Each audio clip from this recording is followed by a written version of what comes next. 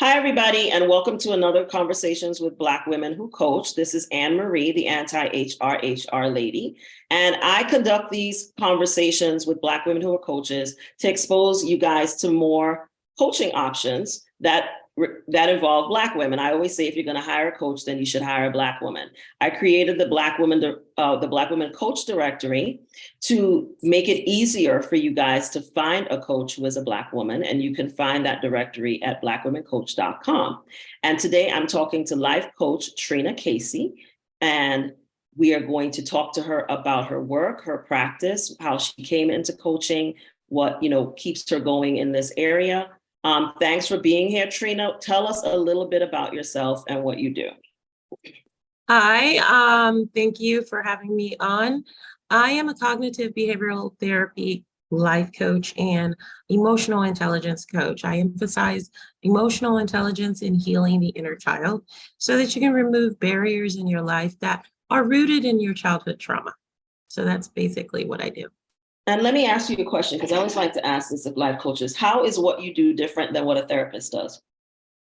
I am not confined to those pesky rules and guidelines that stop people from really pushing through. Many times a psychiatrist or psychologist has to follow the lines of the licensure. Mm-hmm. And I don't necessarily have to do that. So it actually makes me more effective sometimes with certain clients. What inspired you to do this kind of coaching? I kind of been a coach probably all my life, but I never got paid for it. So I decided to start doing coaching at the encouragement of many people saying, oh my God, your advice has been invaluable. And because I have been a global citizen for a long time, I understand people from different cultures and different backgrounds. And I love helping people too. And why would you say the type of coaching that you do is so important? Inner child trauma and generational trauma is at the root of so many problems that we have as individuals and as we have on the macro level. Mm-hmm. Many times we are told that it is our fault, so many of our problems. So what I try to do with my clients is teach them radical compassion for themselves, because many of the issues that we live under are mm-hmm. not of our doing. So I take my clients out of the micro into the macro, and then I pull them back into the micro circumstances of their life. And that's really important what you just said, because particularly for us as Black people, that's mm-hmm. a huge issue, because in many ways, society itself always wants to blame us for our situation rather than holding the larger structure of white supremacy accountable.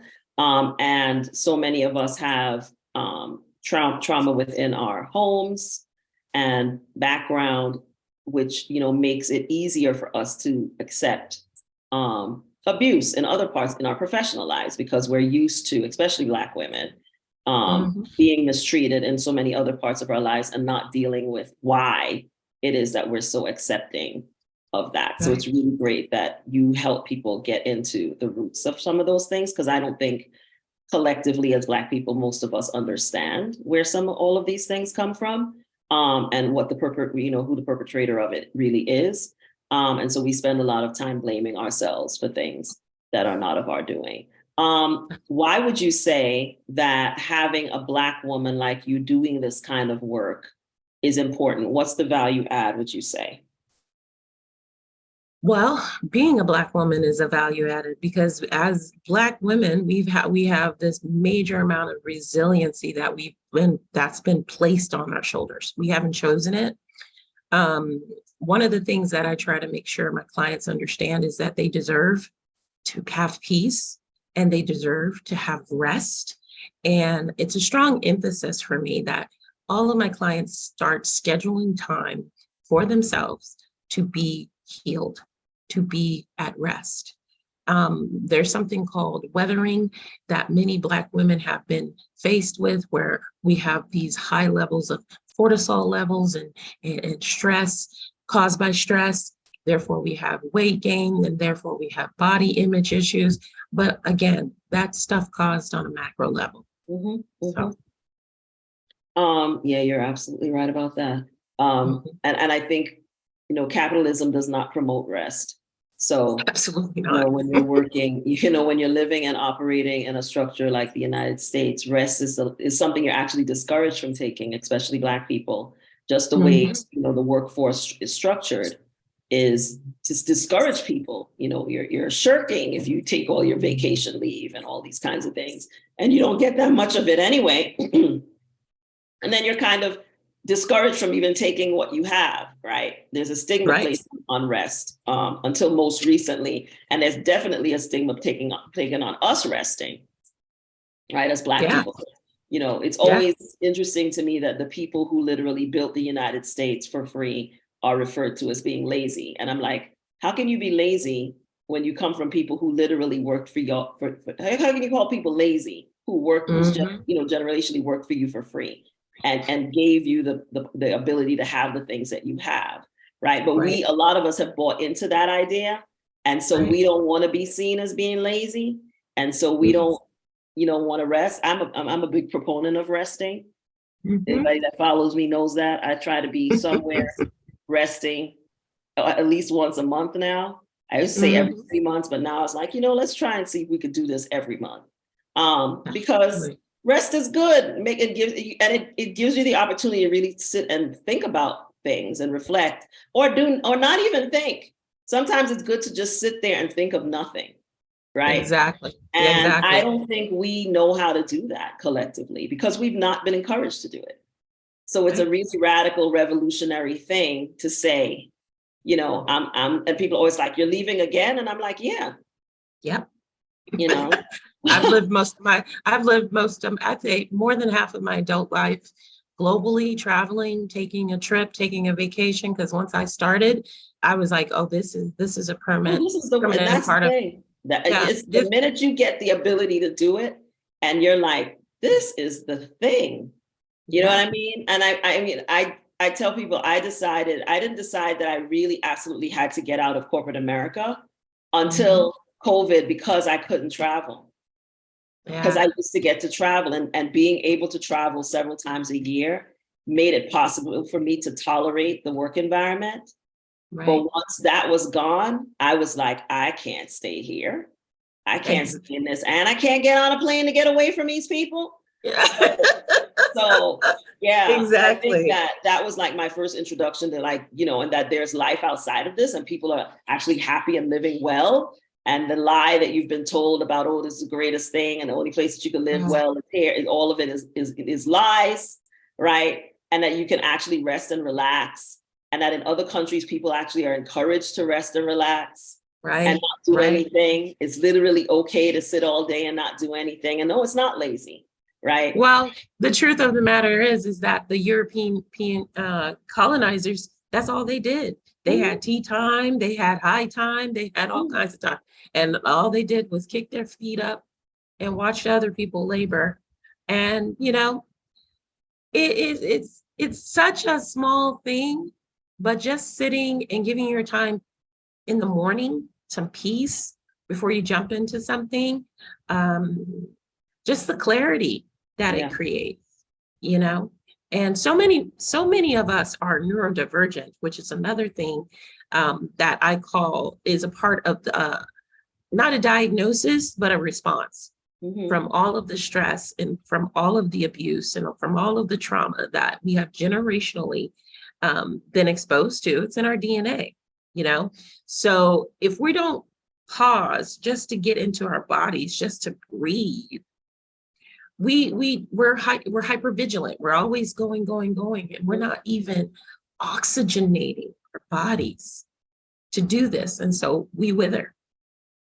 I think you're really right about the hypervigilance, because I know for sure that for those of us who are in, toxic, hostile work environments, that's a huge result of that. If you weren't before, then when you experience that and you leave, you become extremely hypervigilant, right? About not just in your professional life, but in your life, period.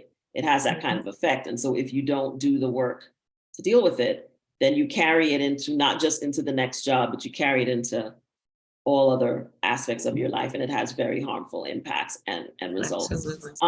What kind of person, what kind of qualities would you say someone should look for if they're looking to work with a coach who does the kind of work you do? What should they be looking for? What should they be looking for? They need to be looking for the typical things, which is an active listener, someone who can hear what they're saying and what they're not saying.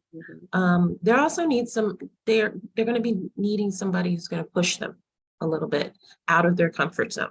One of the things that people misunderstand about coaching versus psychology or psychiatry is many of us have the same training. I have all the same training. I just decided not to get licensure because I said, I don't like those rules. It's going to stop me from helping my people. And that's particularly my people, because many times we get ushered into drugs and antidepressants and a bunch of other stuff that we actually don't need. We need to take other steps. And the first step is to internalize and love ourselves at our highest level possible, because we are worthy.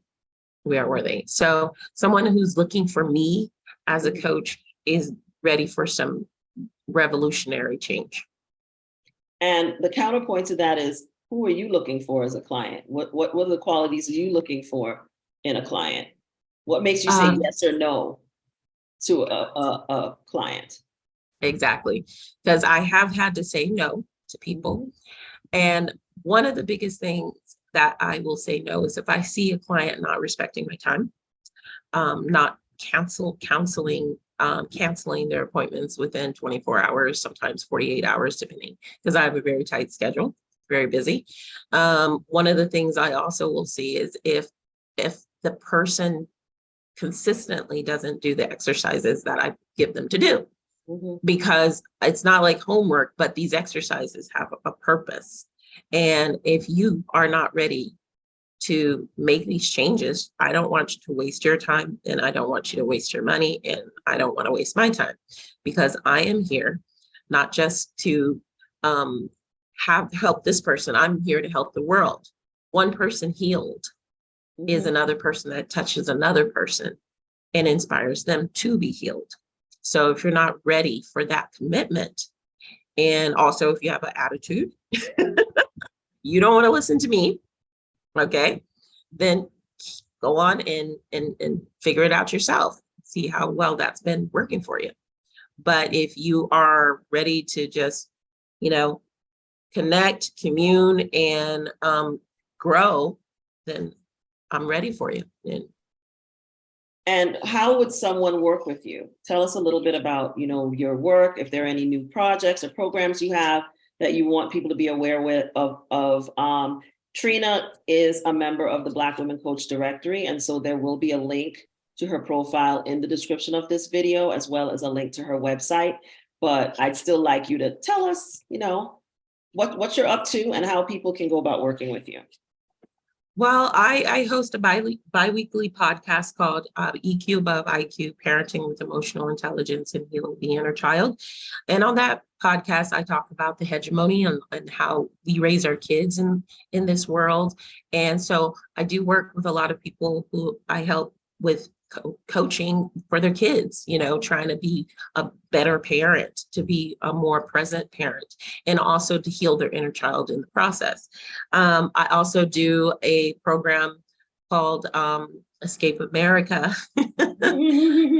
tips, trips, and mindset shifts, where I help people who are ready to take that leap to move outside of the United States. I've been doing it for, like I said, for almost 20 years. So I try to get people in the correct mindset in order to do that.